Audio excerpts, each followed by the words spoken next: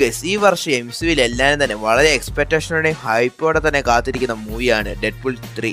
നമുക്കിപ്പോൾ ഒഫീഷ്യലി മനസ്സിലാക്കാൻ സാധിക്കുന്നത് ഫെബ്രുവരി 11 നടക്കാൻ പോകുന്ന സൂപ്പർ ബോൾസ് ഈവെന്റിന്റെ ഭാഗമായിട്ട് ഒരു ഡെഡ്പൂൾ 3യുടെ ട്രെയിലർ നമുക്ക് ലഭിക്കുന്നുണ്ടെന്നാണ്.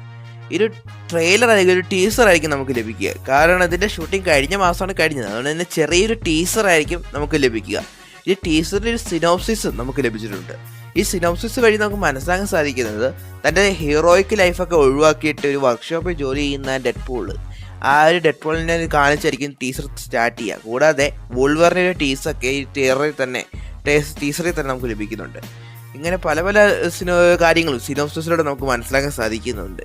എന്തായാലും ടീസർ വരുമ്പോൾ നമുക്ക് വ്യക്തമായിട്ട് എല്ലാം മനസ്സിലാവും. കൂടാതെ ടീസറിലൂടെ നമുക്ക് പ്രധാനമായിട്ട് മനസ്സിലാക്കാൻ കഴിയുന്നത് മൂവിയുടെ ഒഫീഷ്യൽ ടൈറ്റിൽ എന്തായിരിക്കും എന്നാണ്. കാരണം ഡെഡ്പൂൾ 3 എന്ന് മാത്രമേ നമുക്ക് മനസ്സിലാക്കാൻ കഴിഞ്ഞിട്ടുള്ളൂ. ഒഫീഷ്യൽ ടൈറ്റിൽ ഇതിനായിട്ട് ഇവർ അനൗൺസ് ചെയ്തിട്ടില്ല. എന്തായിരിക്കും നിങ്ങൾക്ക് തോന്നുന്നത്?